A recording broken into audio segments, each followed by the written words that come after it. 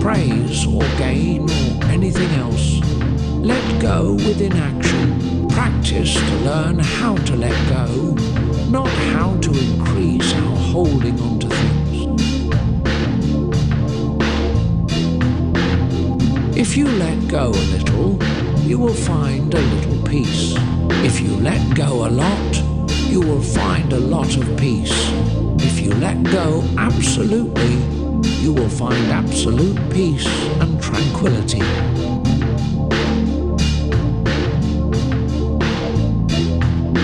The Buddhist will tell you, pain comes from always wanting things. It's the want. It's the wanting.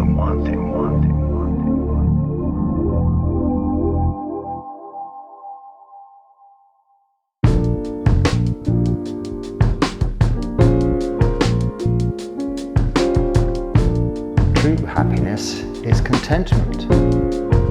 True contentment is meditation. Take short moments in your day to meditate.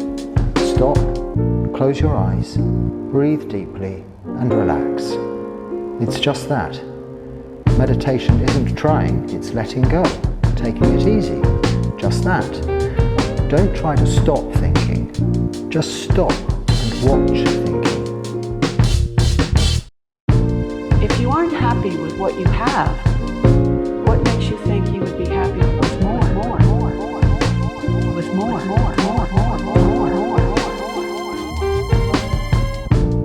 You will see the space between thoughts, and this is where contentment is. Notice the space around you, the space outside, the space in the room. Notice the silence between sounds. This is the space you've been looking for.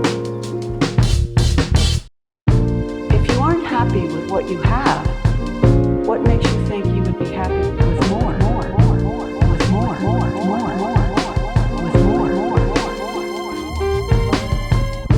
We might have the ability to cultivate satisfaction and contentment, to find a new freedom and a new happiness. Health is the foremost possession, contentment the foremost wealth, trust the foremost kinship, and nirvana the foremost happiness.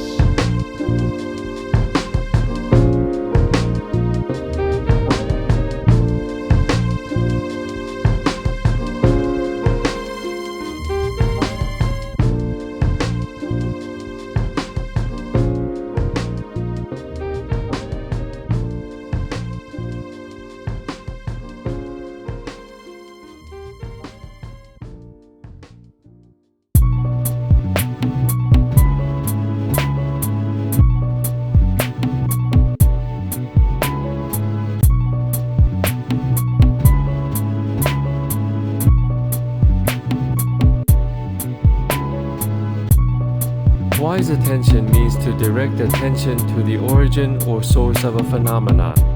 It involves looking at things in terms of their true nature, causes, and conditions, rather than superficially or with preconceived notions. It is an essential mental factor for developing wisdom and understanding, helping practitioners to see things as they truly are and to cultivate insight into the nature of reality. Getting rid of anxieties and troubles is possible for one who knows and sees, not for one who does not know and see. What must one know and see in order to get rid of anxieties and troubles? Wise attention and unwise attention. For one who attends unwisely, there arise anxieties and troubles that have not yet arisen, and those that have already arisen increase. But for one who attends wisely, anxieties and troubles that have not yet arisen do not arise, and those already arisen disappear. Wise attention is all about how we pay attention to our experiences and thoughts in a way that promotes insight and understanding by tracing it all the way to the source. Seeing the arising and passing away of phenomena allows us to see the three characteristics of existence: namely impermanence, unsatisfactoriness, and not self. Thorough attention also allows us to see the interconnectedness and interdependence of all phenomena. So, how do you actually practice wise attention? Start by being really present in your daily life. When you encounter something, whether it's a situation, a thought, or a feeling, try to look at it with curiosity and openness. Instead of reacting automatically, pause and observe. Try to understand the causes and conditions behind what you're observing. For example, if you're feeling angry, don't just label it as anger and move on. Ask yourself what led to this feeling. Practice looking beyond the immediate experience. This often means recognizing the impermanent nature of things. Everything changes, nothing lasts forever, and understanding this can help reduce attachment and suffering. After you've gone through an experience, take some time to reflect on it. What did you learn? How did your understanding of it deepen? Reflection helps consolidate the insights gained through wise attention. Practicing wise attention can transform how you interact with the world. It encourages a deeper understanding of life's experiences and helps cultivate wisdom and compassion. By being more attentive and thoughtful, you can develop a clearer mind and a more compassionate heart, which are essential for personal growth and spiritual development. In essence, wise attention is about being a thoughtful, curious, and mindful observer of your own life. It's about digging deeper, questioning more, and seeing the interconnectedness of all things.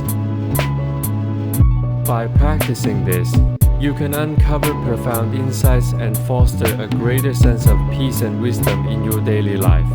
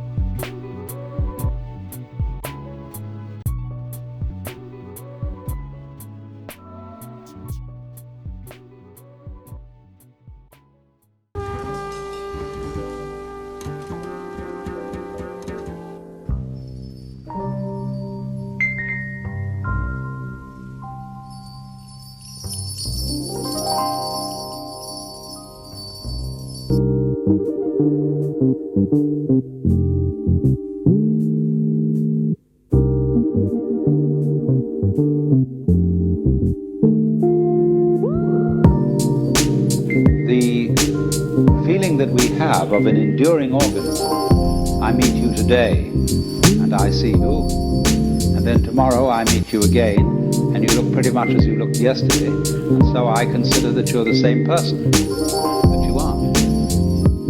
Not really. When I watch a whirlpool in the stream, here's the stream flowing along, and there's always a whirlpool like the one at Niagara. But that whirlpool never really holds any water. The water is all the time rushing through it. So in just precisely that way, every one of us is a whirlpool in the tide of existence. And we are in every cell in our body, every molecule, every atom is in constant flux.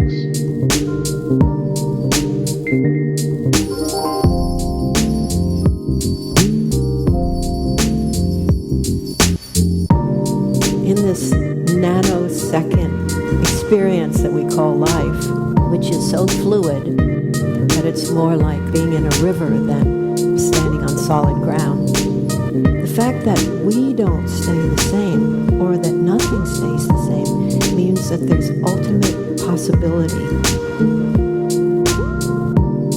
The mind is naturally radiant and pure. The mind is shining. It's because of visiting forces that we suffer. They arise out of conditions. They come and go. They're visiting. And so they're not inherent to our being.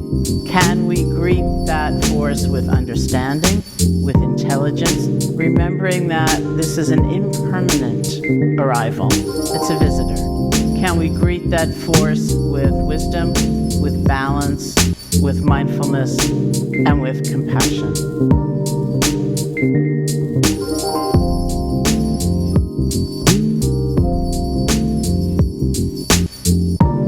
Our experiences are impermanent, and left to their own devices without being interrupted or disturbed, our experiences come and they go.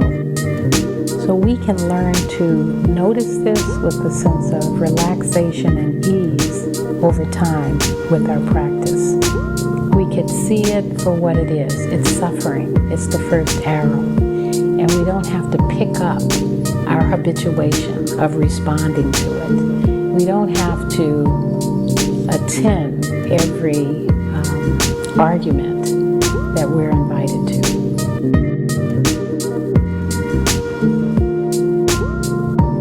You're under no obligation to be the same person you were 5 minutes ago.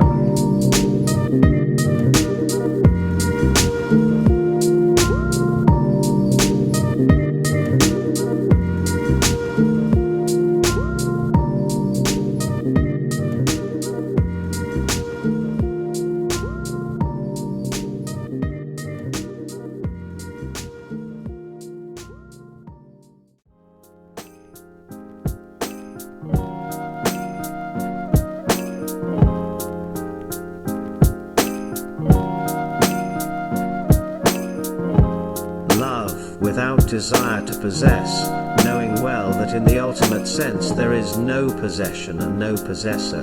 This is the highest love. Love without speaking and thinking of I, knowing well that this so-called I is a mere delusion. Love without selecting and excluding, knowing well that to do so means to create love's own contrasts, dislike, aversion, and hatred. Love, embracing all beings, small and great, far and near, be it on earth, in the water, or in the air. Love, embracing impartially all sentient beings, and not only those who are useful, pleasing, or amusing to us. Love, embracing all beings, be they noble-minded or low-minded, good or evil. The noble and the good are embraced because love is flowing to them spontaneously. The low-minded and evil-minded are included because they are those who are most in need of love. In many of them, the seed of goodness may have died merely because warmth was lacking for its growth, because it perished from cold in a loveless world.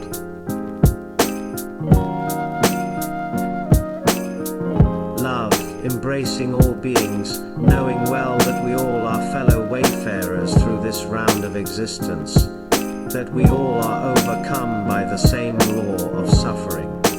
Love, but not the sensuous fire that burns, scorches, and tortures, that inflicts more wounds than it cures, flaring up now at the next moment being extinguished, leaving behind more coldness and loneliness than was felt before. Rather, love that lies like a soft but firm hand on the ailing beings, ever unchanged in its sympathy, without wavering, unconcerned with any response it meets. Love that is comforting coolness to those who burn with the fire of suffering and passion, that is life-giving warmth to those abandoned in the cold desert of loneliness. To those who are shivering in the frost of a loveless world, to those whose hearts have become as if empty and dry by the repeated calls for help, by deepest despair. Love that is a sublime nobility of heart and intellect which knows, understands, and is ready to help. Love that is strength and gives strength. This is the highest love.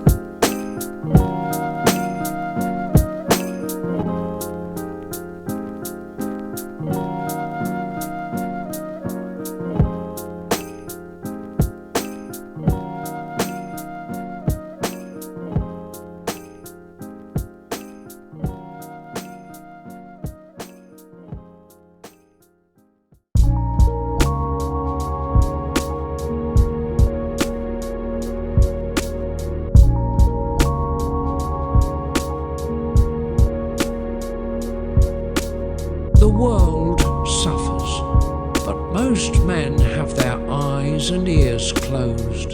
They do not see the unbroken stream of tears flowing through life. They do not hear the cry of distress continually pervading the world. Their own little grief or joy bars their sight, deafens their ears. Bound by selfishness, their hearts turn stiff and narrow. Being stiff and narrow, how should they be able to strive for any higher goal? To realize that only release from selfish craving will effect their own freedom from suffering. It is compassion that removes the heavy bar, opens the door to freedom, makes the narrow heart as wide as the world. Compassion takes away from the heart the inert weight, the paralyzing heaviness. It gives wings to those who cling to the lowlands of self. Through compassion, the fact of suffering remains vividly present to our mind, even at times when we personally are free from it. It gives us the rich experience of suffering, thus strengthening us to meet it prepared when it does befall us. Compassion reconciles us to our own destiny by showing us the life of others, often much harder than ours. Behold the endless caravan of beings, men and beasts, burdened with sorrow and pain. Behold this and open your heart to compassion.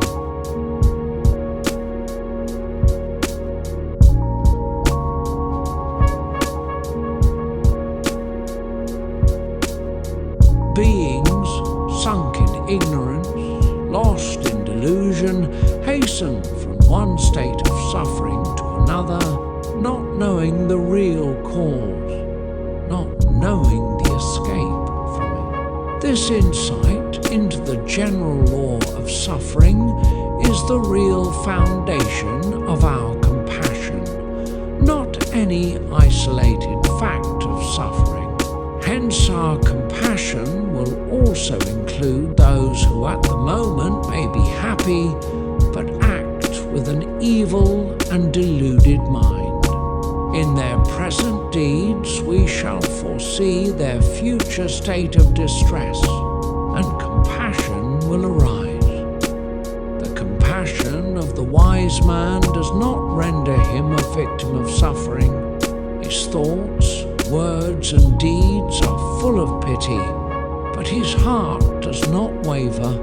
Unchanged it remains, serene and calm. How else should he be able to help?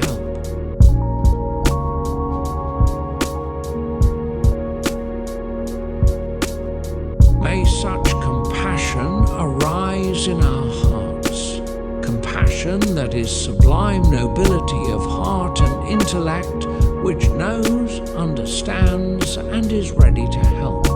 Compassion that is strength and gives strength. This is highest compassion.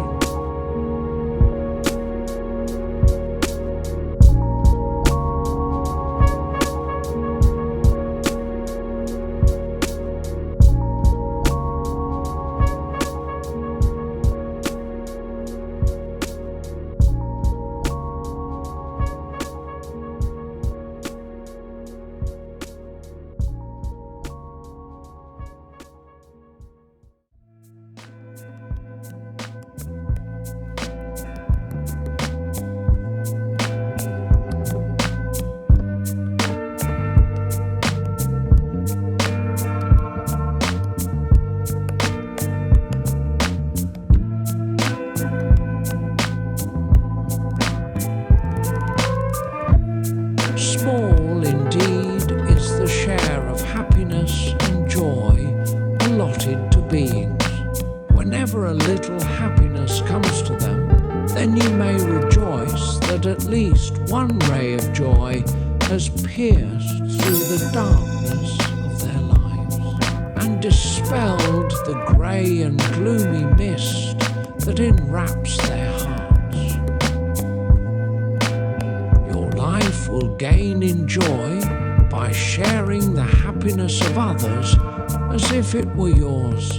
Did you never observe how in moments of happiness men's features change and become bright with joy?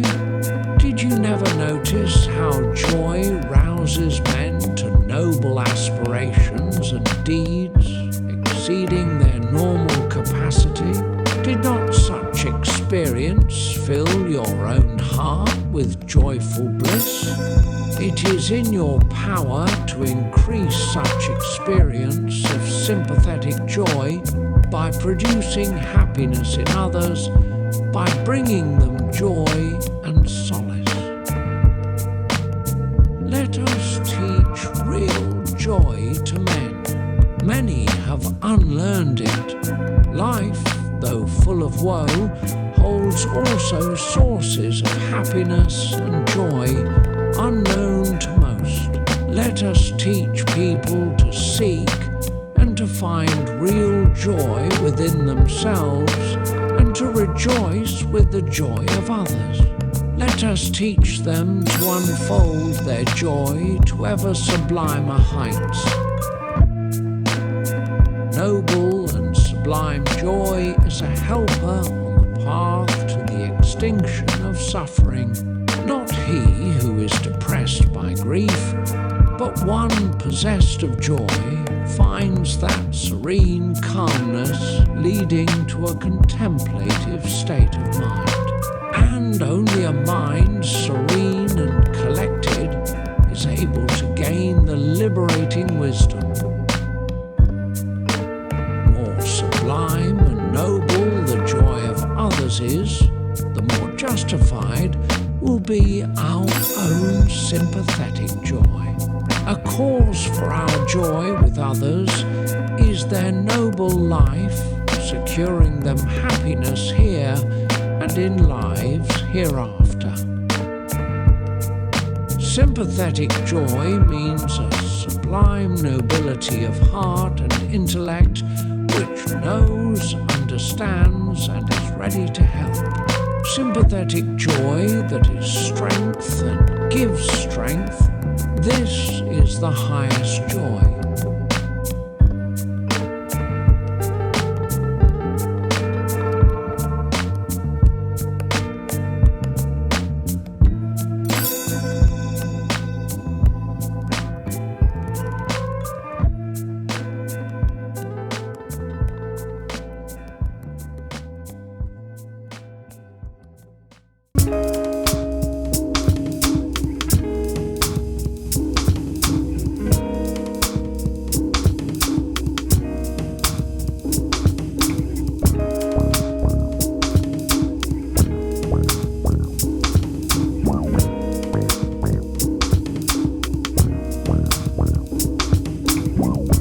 Equanimity is a perfect, unshakable balance of mind, rooted in insight.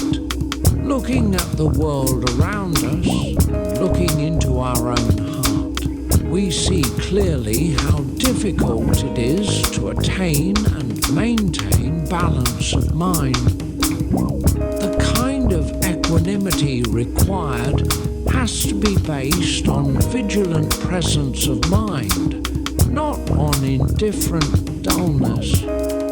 It has to be the result of hard, deliberate training, not the casual outcome of a passing mood. But equanimity would not deserve its name if it had to be produced by exertion again and again. In such a case, it would surely be weakened and finally defeated by the vicissitudes of life. True equanimity, however, should be able to meet all these severe tests and to regenerate its strength from sources within. It will possess this power of resistance and self-renewal only if it is rooted in insight.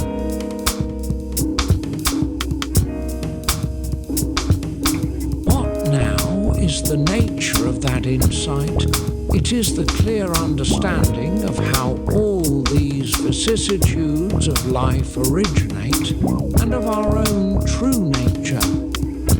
We have to understand that the various experiences we undergo result from our karma, our actions in thought, word and deed performed in this life and in earlier lives. Nothing that happens to us comes from an outer, hostile world foreign to ourselves. Everything is the outcome of our own mind and deeds. Because this knowledge frees us from fear, it is the first basis of equanimity. We know that noble and selfless deeds provide the best defense against the hard blows of destiny, that it is never too late, but always the right time for good actions. If that refuge in doing good and avoiding evil becomes firmly established within us, one day we shall feel assured more and more ceases the misery and evil rooted in the past. And we shall gain the strength of patience and equanimity to bear with all our present adversities.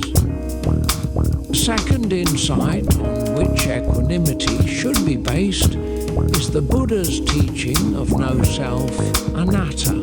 This doctrine shows that, in the ultimate sense, deeds are not performed by any self, nor do their results affect any self. Further, it shows that if there is no self, we cannot speak of my own. It is the delusion of a self that creates suffering and hinders or disturbs equanimity. If this or that quality of ours is blamed, one thinks, I am blamed and equanimity is shaken. If this or that work does not succeed, one thinks, my work has failed and equanimity is shaken. If wealth or loved ones are lost, one thinks, what is mine has gone, and equanimity is shaken. To establish equanimity as an unshakable state of mind, one has to give up all possessive thoughts of mind, beginning with little things from which it is easy to detach oneself, and gradually working up to possessions and aims to which one's whole heart clings. One also has to give up the counterpart to such thoughts, all egoistic thoughts of self, beginning with a small section of one's personality, with qualities of minor importance, with small weaknesses one clearly sees, and gradually working up to those emotions and aversions which one regards as the center of one's being. Thus, detachment should be practiced. To the degree we forsake thoughts of mine or self, equanimity will enter our hearts. For how can anything we realize to be foreign and void of a self cause us agitation due to lust, hatred, or grief? Thus, the teaching of no self will be our guide on the path to deliverance, to perfect equanimity. Equanimity is the crown and culmination of the four sublime states. But this should not be understood to mean that equanimity is the negation of love, compassion and sympathetic joy, or that it leaves them behind as inferior. Far from that, equanimity includes and pervades them fully, just as they fully pervade perfect equanimity.